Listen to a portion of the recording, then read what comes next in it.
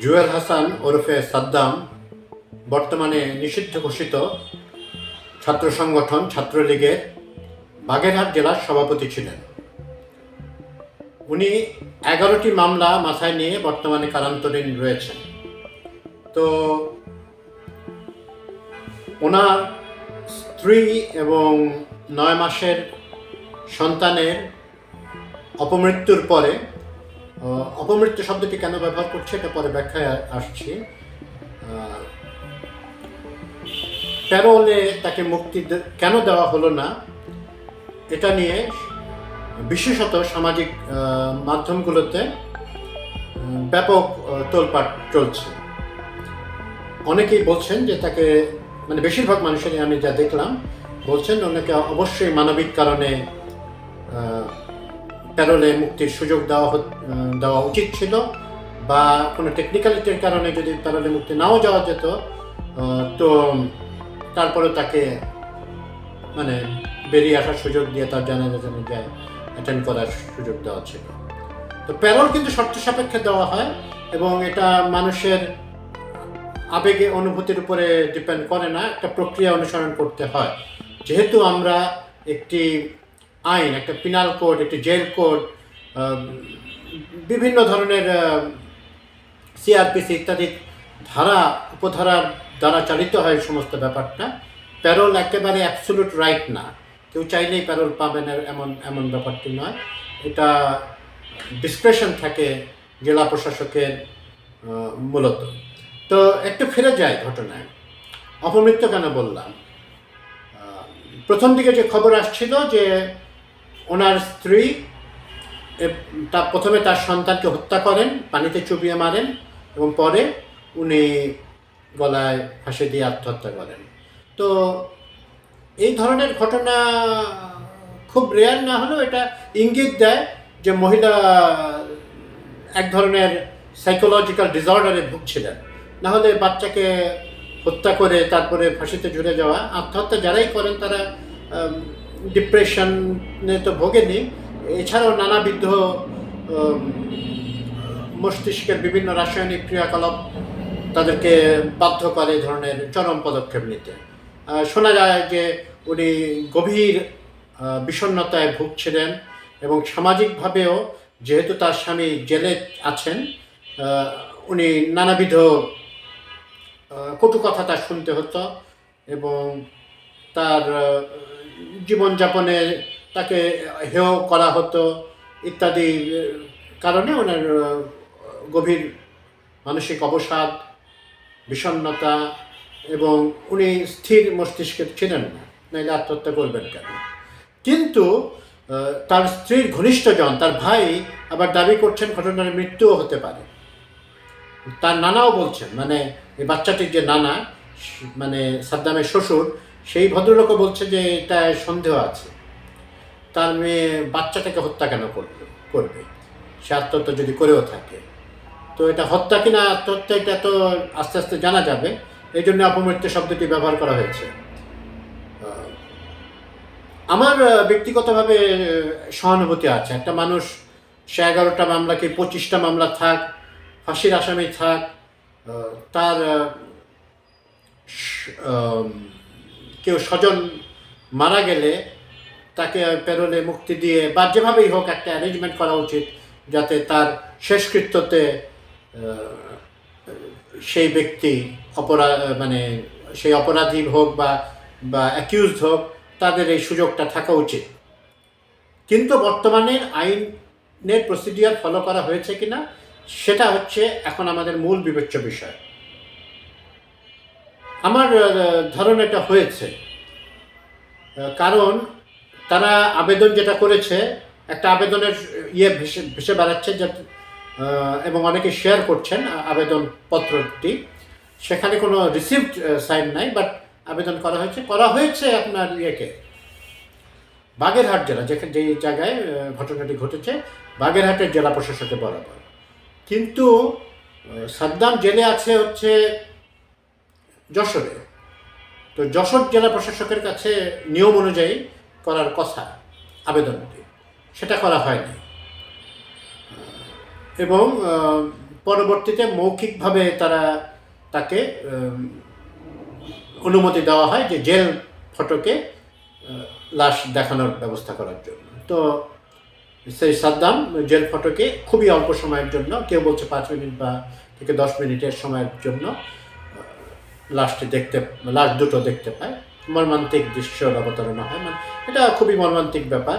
একজন ক্রিমিনাল তো কিছু, সে তো মানুষ, তো তারও তো কিছু অধিকার আছে। তো এই সাদ্দাম কিন্তু মনে রাখা উচিত যে শেখ হেলাল এবং শেখ তন্ময়ের, ওই শেখ ক্ল্যানের এদের তল্পি বাহক ছিল এবং তাদের হয়ে নানা রকম গুন্ডামি করত বলে প্রত্যক্ষদর্শীরা এবং এলাকাবাসী জানিয়েছে, বা আমরা বিভিন্ন গণমাধ্যমের সূত্রে জানতে পেরেছি। তো এবং সে ফেসবুকেও বেশ সক্রিয়ভাবে সে যারা অভ্যুত্থানের পক্ষের শক্তি তাদের বিরুদ্ধে নিয়মিত বিষোদ্গার করে গেছে হাসিনা পতনের পরে। তার আশা ছিল তার মুরব্বী, যাকে শেখ তন্ময়কে সে অভিভাবক বলতো তার সামাজিক মাধ্যমে, যে কারণ তারা তো বিভিন্ন রকমের উস্কানি দিচ্ছেই, সে মনে করছিল সময়ের ব্যাপার, তাদের আপা আবার ফুরুত করে ঢুকে পড়বেন বা চট করে ঢুকে পড়বেন। তার নিজের কথাই কোট করলাম, ওই হাসিনার নিজের কথাই কোট করলাম, সেই আশায় সে এগুলো দিচ্ছিল। তো জেলে যাওয়ার পরে তার আগে তাকে শেখ তন্ময় আশ্বাসও দিয়েছিল, তোমাকে কানাডায় নিয়ে যাব, শেখ তন্ময় কানাডায় আছে। তো সে প্রাণের উচ্ছলতায় সে বিষোদ্গার করে গেছে গণ অভ্যুত্থানের পক্ষের বা ফ্যাসিস্ট বিরোধী যে শক্তি তাদের বিরুদ্ধে সে বিষোদ্গার করে গেছে। আমি কোনো জাস্টিফাই করছি না তাকে প্যারোল না দেওয়াটা, কিন্তু প্যারোল না, the administrators বা administrations hands were tied, তাতে হাত বাঁধা ছিল। আপনি আমাদের তো বর্তমানে এখন আইনে কোনো পরিবর্তন আসলে সেটা করা যেতে পারে। আমরা এই ঘটনার পরে চাইব যে আইনে পরিবর্তন আসুক এবং এই প্যারোল প্রক্রিয়াটি যদি না ওই ব্যক্তির পালানোর একটা ভয় থাকে অথবা তার নিজের জীবন ঝুঁকির মুখে পড়ে, পালালে অনেক সময় অনেক ক্রিমিনাল বেরোয় আসলে তার দলের বা তার প্রতিপক্ষরা হামলা চালিয়ে মেরে ফেলে। এরকম ঘটনা অনেক ঘটেছে। এই দুটো ঘটনা ছাড়া প্যারোল দেওয়া যেতে পারে, পুলিশি নিরাপত্তায় তাদের নিয়ে গিয়ে প্যারোল দেওয়া যেতে পারে, এই যাওয়াটা উচিত। কিন্তু বর্তমান এখন তো আইন তো তার নিজের গতিতে চলবে এবং আইনগুলো তৈরি হয়েছে মানুষের বিভিন্ন দিক বিবেচনা করে, মানুষ এবং সমাজের বিভিন্ন দিক বিবেচনা করে। তো এখন আমাদের মনে হয় বর্তমানে এই ইভলভ হয়ে আসার পরে ওই পুরনো জায়গায় যাওয়ার প্রয়োজন নেই। আমাদের প্যারোল প্রক্রিয়াটি সহজ করাটা বাঞ্ছনীয় বলে আমি মনে করি, বা নিউ ভিউয়ের এই হচ্ছে স্ট্যাপ। তো যেটা হওয়া সেটা তো হয়ে গেছে। ভবিষ্যতে এরকম যারা আছেন এরকম ঘটনা যদি ঘটুক, এটা আমরা চাই না। কারণ আওয়ামী লীগের অন্তত 11,000 কর্মী প্রথমে বিভিন্ন সময়ে ওই লং জুলাই রেভলিউশনের পরে বা গণ অভ্যুত্থানের পরে 44,000 লোককে আওয়ামী লীগের অ্যাক্টিভিস্টকে অ্যারেস্ট করা হয়েছিল, জেলে পাঠানো হয়েছিল। কিন্তু আদালত বিভিন্ন দিক বিবেচনা করে তাদের ভিতরে 33,000 লোককে জামিন দিয়েছে বা কিছু মানুষকে মুক্তিও দেওয়া হয়েছে, খালাসও দেওয়া হয়েছে। তো কিন্তু এই লোকের অপরাধ, সাদ্দামের অপরাধটা বেশ গুরুতর ছিল এই বিবেচনায় এনে বিভিন্ন সময়, সেই সময় থেকে, আন্দোলন চলাকালীন সময় থেকে তারপরে তার অ্যারেস্ট হওয়া পর্যন্ত তার যে চলাফেরা, এটা বেশ গুরুতর অন্যায়ের প্রমাণ পেয়েছে বলেই, কারণ আদালত জামিন তো দিচ্ছে এবং ভুলভাবেও দিচ্ছে। আদালতের সমালোচনা করা খুব সমীচীন নয়, কিন্তু শহীদ ওসমান হাদিকে যে লোকটি হত্যা করলো সে কিন্তু জামিনে বেরিয়ে এই কাজটি করেছে। তো তারপরে এই ওসমান হাদির ঘটনার পরে জামিন দেওয়ার ব্যাপারে একটু যাচাই বাছাই করা হচ্ছে এখন। থ্যাঙ্কস টু দ্য অলমাইটি যে এটা হচ্ছে একটু যাচাই বাছাই করে, কারণ গণহারে জামিনের অভিযোগও পাওয়া গেছে। বাট প্রশ্ন সেটা নয়, প্রশ্নটা হচ্ছে পেরোল দেওয়া। তো এখন এর ঘটনাটা চাই না, কারণ 11,000 আওয়ামী লীগ বা তাদের অঙ্গ সংগঠনের নেতাকর্মী এখন জেলে আছেন, এবং এরা সবাই হচ্ছে দ্বিতীয়, তৃতীয়, চতুর্থ শ্রেণীর নেতাকর্মী। বড়গুলা কিছু কিছু জেলে আছে, সামান্য কিছু লোক, বেশিরভাগই তারা খুব মজ মস্তিতে আছে। ইন্ডিয়াতে আছে হাজারে হাজারে, পশ্চিমা বিশ্বেও আছে, মিডল ইস্টেও সম্ভবত 2-4 জন আছেন। তারা ভালোই বহাল তবিয়তে আছেন। ওনাদের কাজই হচ্ছে উস্কানি দেওয়া, মাঝে মাঝে এসে তারা উস্কানি দিয়ে থাকে, এবং ওদের যে মানে ফ্যাসিস্ট পতিত ফ্যাসিস্ট শক্তির যে বিভিন্ন এনাবলার ছিল, যাদের ইউটিউব চ্যানেল আছে বা অন্যান্য গণমাধ্যমে, সামাজিক মাধ্যমে যেসব চ্যানেল আছে, তো ওগুলোর মাধ্যমে তারা উস্কানি প্রচার করছে নিরাপদ দূরত্ব থেকে, যে ফেলে দাও, গুড়িয়ে দাও। তো এটাতে যারা একটু কম লেখাপড়া জানা লোকজন বা কম বাস্তবতাটাকে গ্রিপ করতে পারা লোকজন, ওনারা এইসব ককটেল ফাটানো, মানুষকে খুন করা, বাড়িতে আগুন দেওয়া, এসব কার্যকলাপ করে আমরা দেখেছি। আওয়ামী লীগ অবরোধ ডাকার সময় বাসে আগুন দেওয়া হয়েছে, মানে মানুষ মারাও গেছে।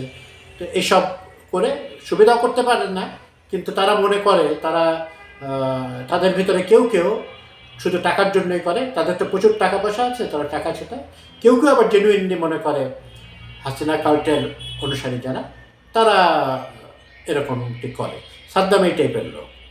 ওই বড় সাদ্দাম যে ছাত্রলীগের সভাপতি ছিল, সে কিন্তু ইন্ডিয়াতে আছে আরামে, মাঝে মাঝে আসে, ইউটিউবে অসংলগ্ন, বাস্তবতা বিবর্জিত বক্তৃতা টক্তৃতা করে, কথাবার্তা বলে। কিন্তু এইসব ছোট সাদ্দামরা তারা পড়ে যায় বিপদে। তারা তো টাকা পয়সার কীভাবে সে সংসার আগে চালাতো, উপার্জনক্ষম ব্যক্তি বলা হচ্ছে, কী উপার্জনের সোর্স ছিল, আপাত দৃষ্টিতে মনে হচ্ছে যে ওই দেখা গেল একটা ছবিতে শেখ তন্ময়ের গাড়িতে ঝুলে যাচ্ছে। তো এইসব করলে সে কীভাবে উপার্জন করতো? ওই চামচামি করে, গুন্ডামি করে, ওইভাবেই তো উপার্জন করতো। কোর্ট উইল ডিসাইড তার কি অ্যাপারেন্টলি, যেটা মানে সার্কামস্টেন্সিয়াল যেসব তথ্য আমাদের কাছে আসছে, তাতে তো এই টাইপের লোকজন এই করে বা এইসব করতেই তো দেখেছি আমরা। এখন তো জেলখানায় তো নাই, তবে আর্থিক কারণের কথা কিন্তু ওইভাবে যে উনি না খেয়ে থাকতেন এরকমটি এরকম কেউ বলছে, কিন্তু এটার যেসব তথ্য উপাত্ত সেরকম ইন্ডিকেট করছে না। আর হত্যার কথাটা যে উঠেছে মেয়ের পরিবার থেকে, তার একটা ব্যাকগ্রাউন্ডও আছে এই ব্যাপারটা নিয়ে। এই বিয়েটা নিয়ে, তাদের দুজনের যে বিয়ে হয়েছে, এই বিয়েটাতে মেয়ে পক্ষ রাজি ছিল না। তো তাদের দুই পরিবারের ভিতরে দ্বন্দ্ব ছিল। মেয়ে পক্ষ রাজি ছিল না, এবং ছেলের পরিবার, যেটা ছেলের অভিভাবকরা, বড় ভাইরা, এরাও রাজি ছিল না। তো তারা বলতে চাইছে যে যেহেতু তার হাজব্যান্ড তাকে প্রোটেক্ট করার জন্য নাই, সাদ্দাম জেলে, ছোট সাদ্দাম জেলে, তো এখন হয়তো তারা কোনো ফাউল প্লে দেখতে পাচ্ছে।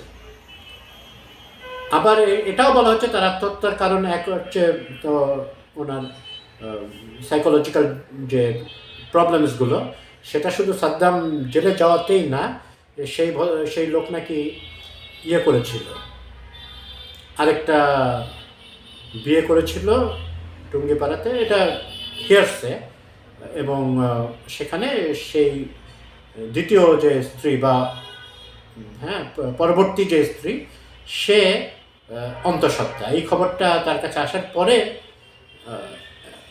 তার এমনিতেই খুব ফ্রাজাইল মেন্টাল স্টেটে ছিলেন মহিলা, 22 বছরের মহিলা বলা মানে কি, মেয়ে একটা 22 বছরের মেয়ে। তা এই বয়সটা জাস্ট পোস্ট 10 ইয়ার্স বা লেট টিন থেকে আর্লি 20, এগুলো খুব ফ্রাজাইল মেন্টালিটি থাকে বলে আমরা বিভিন্ন মনোরোগ বিশেষজ্ঞদের কাছে জানতে চাই।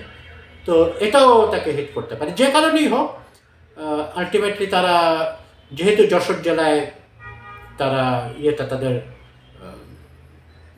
প্রেয়ার্সটা সাবমিট করতে ব্যর্থ হয়েছে, তো তখন আর তাকে দেওয়া হয় নাই। আর আগেরটাতেও যেহেতু কোনো রিসিভ নাই, বলা হচ্ছে যে তারা বলছে যে রিসিভ করায় নিতে পারে নাই, কিন্তু বলেছিল যে হয়ে যাবে। তো সেটা আবার এটা তো গেল ওই বাগেরহাটের কথা। এটা আমি বুঝলাম না, এই কাগজটাতে একটা রিসিপ্ট থাকার কথা, ওনারা নাকি বলছেন হয়ে যাবে এরকম বলে একটা দিয়েছে।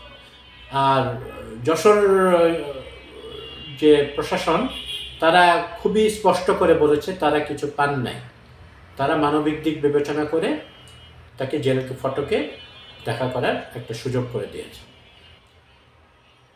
তো আবারও বলি যে প্যারোল সিস্টেমটা আরেকটু মানবিকভাবে দেখা উচিত, কারণ একজন ক্রিমিনালেরও কিছু রাইট থাকে। তো এরকম ঘটনা আর ঘটুক আশা করি ঘটবে না, কিন্তু যদি ঘটে আমরা আরেকটু মানবিকভাবে, আমরা বলতে প্রশাসন আরেকটু মানবিকভাবে দেখা উচিত। এটা আইন তো আসলে আইনের জন্য তো মানুষ না, মানুষের জন্য আইন। তো এখানে তো কিছু ডিসক্রিশনারি পাওয়ার তো প্রশাসনের আছে, এবং তবে ক্লিয়ার কাট কিছু একটা নির্দেশনা থাকা উচিত যে প্যারোল পাওয়ারটা আরেকটু সহজতর করা। একজনের, আমরা আওয়ামী লীগ আমলে এরকম দেখেছি, মা মারা গেছেন দেখতে পারেনি, বাচ্চা মারা গেছে দেখতে পারেন নাই, প্যারোল দেওয়া হয় নাই, কিন্তু ওটাকে উদাহরণ করা তো ঠিক হবে না। আওয়ামী লীগ আমলে একটা দুঃশাসন ছিল, সেটা আমরা বারবার বলি ফ্যাসিস্ট শাসন ছিল, তো তার থেকে তো বেরিয়ে আসতে হবে। তো এটাই কেন লাস্ট এরকম ঘটনা ঘটে, কারণ এখনও 11,000 কর্মী আছেন, এবং তাদের বা যেই জেলে থাকুক, যেই জেলে থাকুক, শুধু রাজনৈতিক কর্মী বলে নয়, যে কোনো অপরাধী জেলে থাকুক তার পরিবার মোটেও ভালো থাকে না। জেলে তো তার ভাতের নিশ্চয়তা আছে, 3 বেলা খাবারের নিশ্চয়তা আছে, কাপড়ের নিশ্চয়তা আছে, ফ্যানের বাতাস আছে, এখন জেলখানে ফ্যানের বাতাসে ঘুমানোর নিশ্চয়তা আছে, কিন্তু তার পরিবারের অন্যান্য সদস্যরা তো সেগুলো নেই, এবং তাদের একজনের অপরাধের জন্য তাদেরকেও সাফার করতে হয়। তারা তো এগুলো ভাবে না। বড় সাদ্দামরা আরাম করে, আর ছোট সাদ্দামরা অপকর্ম করে জেলে যায়, নিজে তো ডোবেই, তার পরিবারকেও ডোবায়।